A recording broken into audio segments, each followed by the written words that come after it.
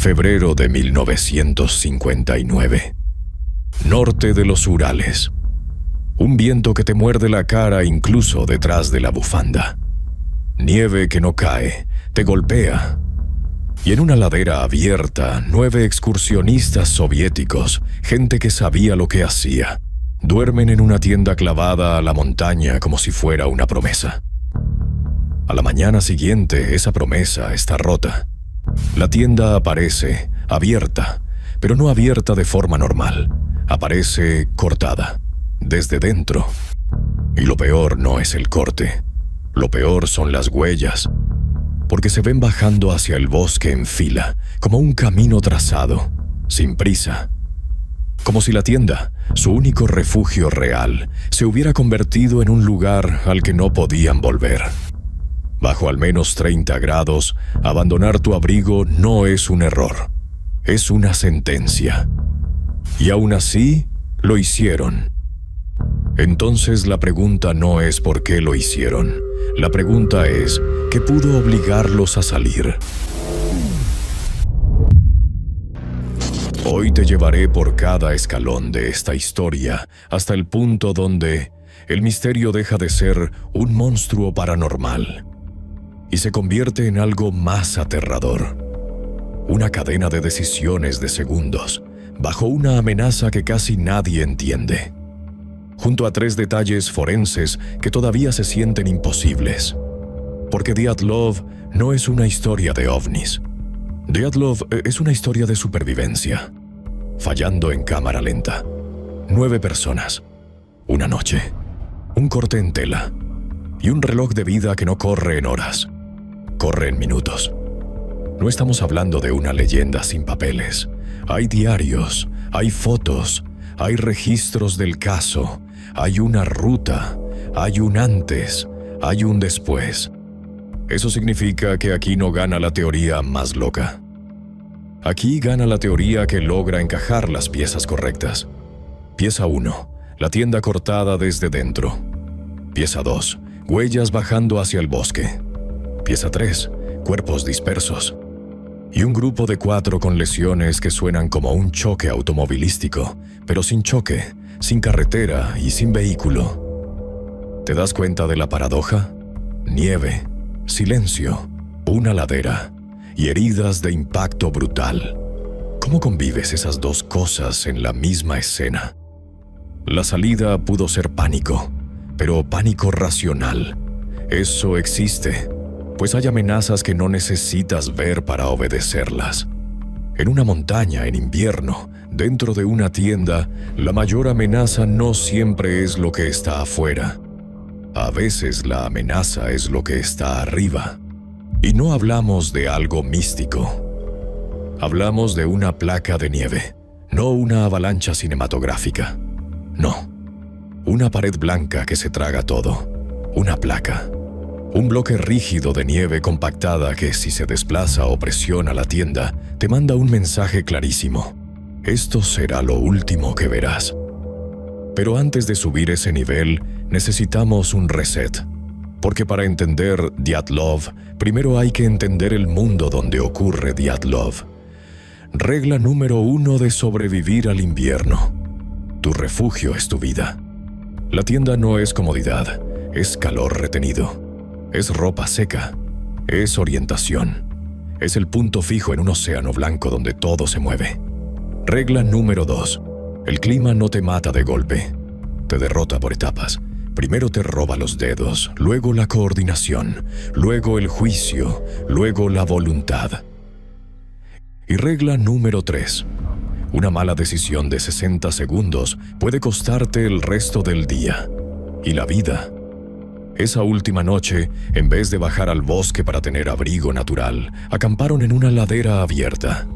Existían razones para hacerlo. Tiempo, estrategia, práctica, mantener altura. Pero esa elección es la semilla, porque en una ladera abierta el viento no solo te enfría, el viento te apila, acomoda la nieve, la carga, la junta imperceptiblemente, en silencio, la convierte en una trampa con reloj. Y aquí empieza el patrón Dyatlov. Cada respuesta abre una pregunta peor. Si la amenaza fue nieve, entonces ¿por qué cortar desde dentro en lugar de abrir la salida? Si fue algo que presionó la tienda, ¿por qué bajar al bosque caminando y no corriendo? Si bajaron de forma controlada, ¿por qué algunos iban casi sin ropa? Y si todo fue un accidente, ¿por qué hay detalles que parecen una escena violenta? Vamos escalón por escalón. Primera escena, la tienda. Imagínala de noche. 9 dentro, el viento golpeando la tela como una mano insistente. La montaña oscurísima, la ladera inclinada, la nieve acumulándose. Y de pronto algo cambia. No precisamente un rugido, no precisamente una avalancha gigante. Puede ser presión, un hundimiento, un sonido sordo, la tela tensándose. Un segundo, y en ese segundo tu cerebro hace cuentas. Si el techo cae, si la nieve entra, si quedo atrapado, no salgo. Entonces haces lo impensable. Cortas, no abres, cortas, porque abrir toma tiempo. Y el tiempo en esa fracción de lucidez cuesta aire. Cortar desde dentro te salva del colapso, pero te condena al frío. Entonces la decisión deja de centrarse entre vivir o morir. La decisión se centra en morir ahora o morir después. Segunda escena, el descenso. Las huellas son una imagen que arruina cualquier teoría simple, porque si alguien te persigue, corres. Si hay un monstruo, corres. Si hay disparos, corres. Pero esas huellas bajan como si estuvieran obedeciendo una disciplina. Moverse, agruparse, llegar a una zona con árboles, prender fuego. Eso no se siente como caos total. Se siente como un plan desesperado. Y esa es la parte más inquietante. Tal vez estaban pensando con claridad, y aún así estaban perdidos.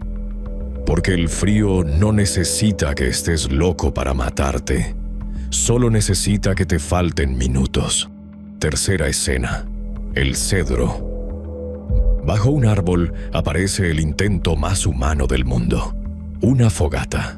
2 cuerpos cerca. Ramas rotas arriba, como si alguien hubiera trepado intentando ver algo, buscando la tienda, buscando un punto en la oscuridad. La fogata es un hogar improvisado. Un lugar donde el grupo intenta convertir el bosque en refugio. Si ya tenían fuego, ¿por qué algunos se fueron de ahí? ¿Por qué alguien intentaría volver hacia la tienda?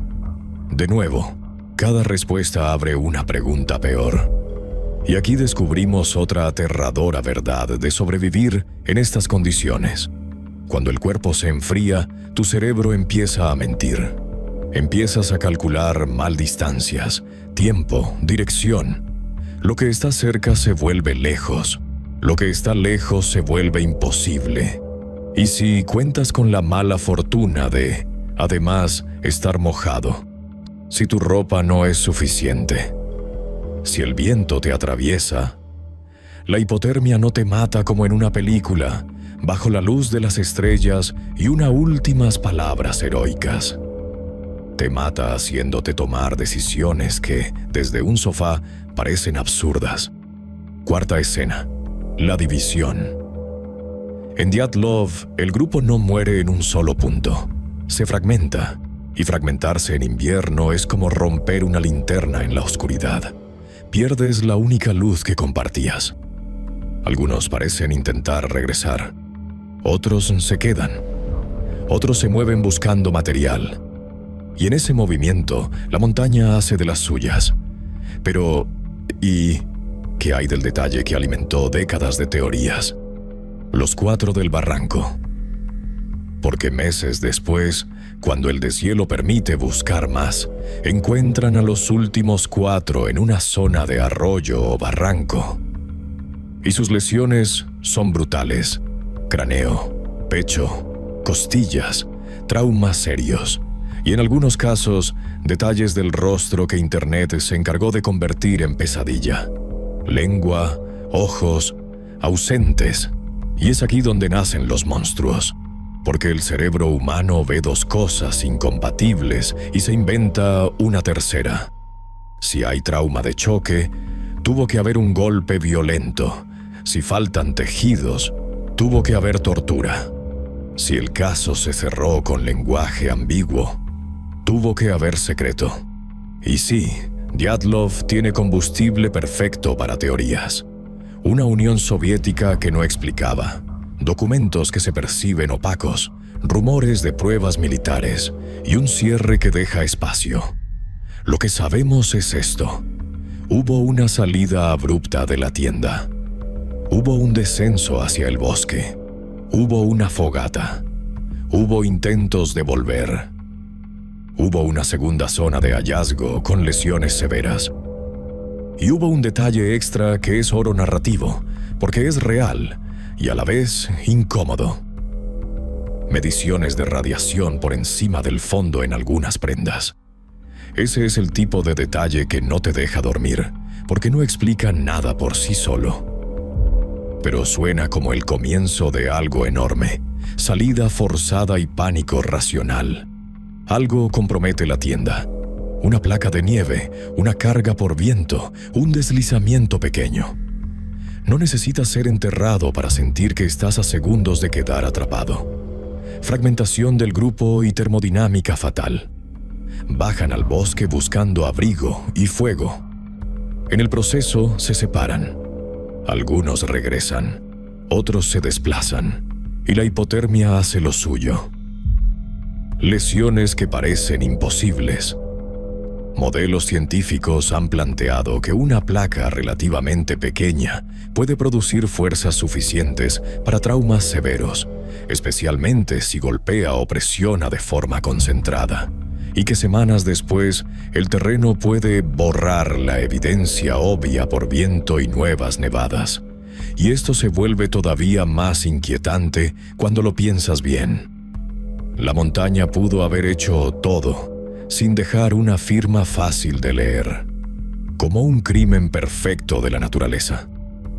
Pero claro, el misterio no se mantiene 60 años solo con una explicación.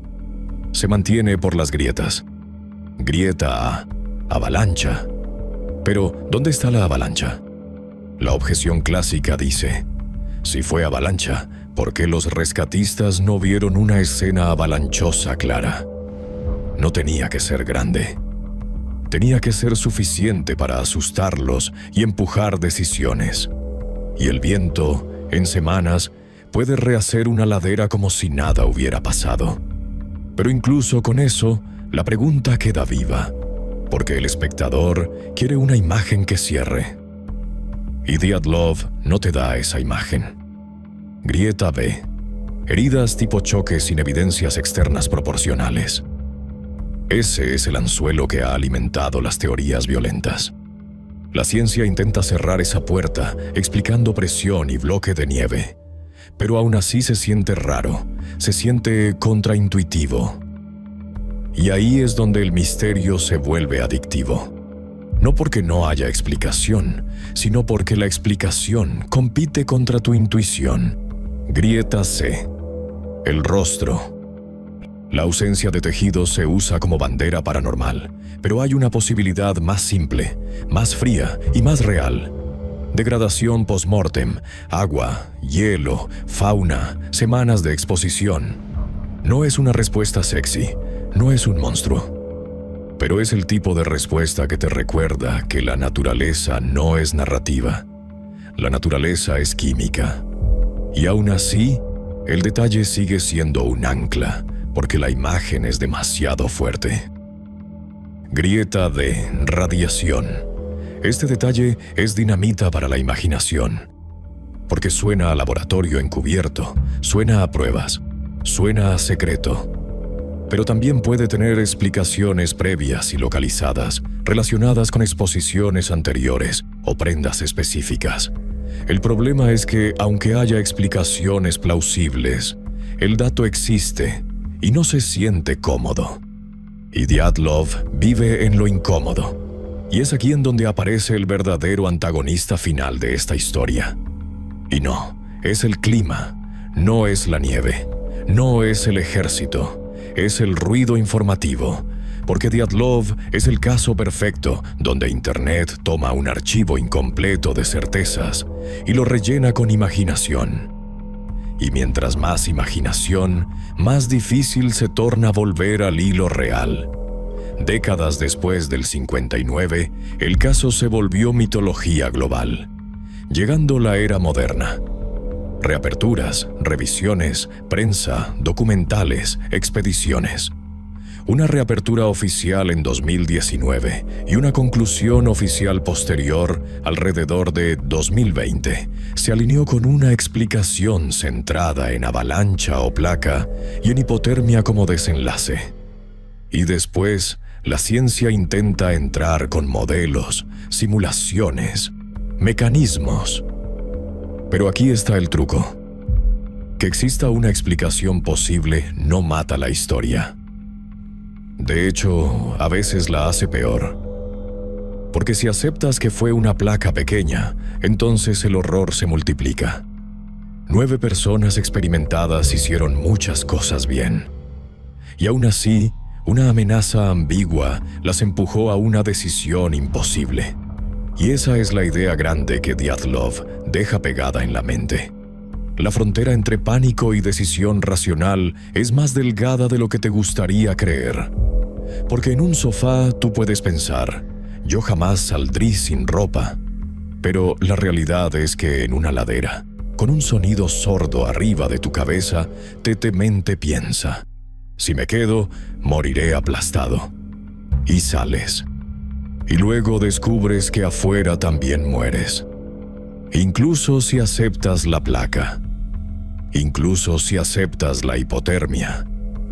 Incluso si aceptas que el tiempo y el viento reescribieron la escena. Todavía quedan 3 detalles que no encajan del todo, como una piedra dentro del zapato. Las lesiones severas de los 4 del barranco y su patrón exacto. La radiación en prendas específicas, que exige una historia concreta, no solo una posibilidad. Y el comportamiento del grupo en esos minutos. ¿Por qué algunos vuelven? ¿Por qué otros no? ¿Y en qué momento exacto el plan de supervivencia se rompe?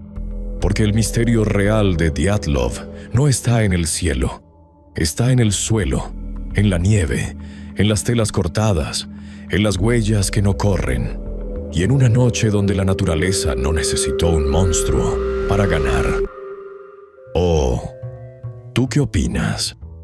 Déjamelo saber en los comentarios.